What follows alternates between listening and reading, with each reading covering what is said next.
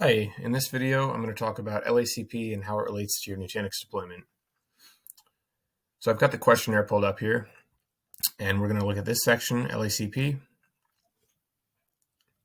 If you're not familiar with LACP, it stands for Link Aggregation Control Protocol, and it's used to combine several physical uplinks into a single logical uplink. So in a typical Nutanix deployment, you're going to have two network connections from each node to your top of rack switches. And let's just say, you have two 10 gig uplinks.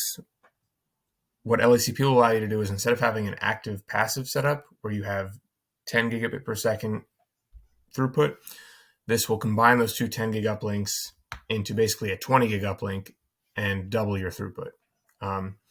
So this can be useful if you have some network heavy workloads. There are certain Nutanix solutions as well, like Nutanix objects, that are very network heavy and can greatly benefit from LACP. So now I just want to go through some basic commands to get you started in configuring LACP. So the first thing you need to do to get started with LACP is create a port channel. And this example is assuming you're using a Cisco switch, Cisco Nexus 9K to be exact. So the first step here is run this command: interface port channel and then channel number. In this case, we'll just pick 1. What that's going to do is it's going to create your port channel 1, and then you can go ahead and add your ports to that port channel. To do that, you can use this command here. Once you're in interface configuration mode, you'll say channel group 1 in this example. That will add that port to channel group 1.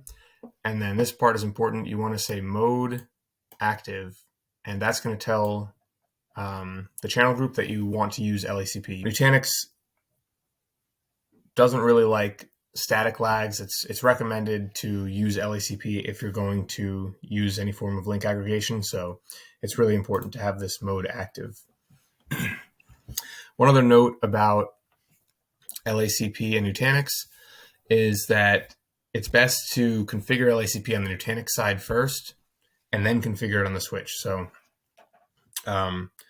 first, the cluster will need to be deployed, then LACP can be configured in Prism. Once that's done, then you can go ahead and configure it in the switch. If it's done in the wrong order, a lot of times it will lead to network connectivity issues, and it can just add a lot of confusion.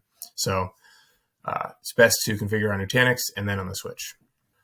All right, well, that was an overview of LACP on Nutanix. Hope that helps, and thanks for watching.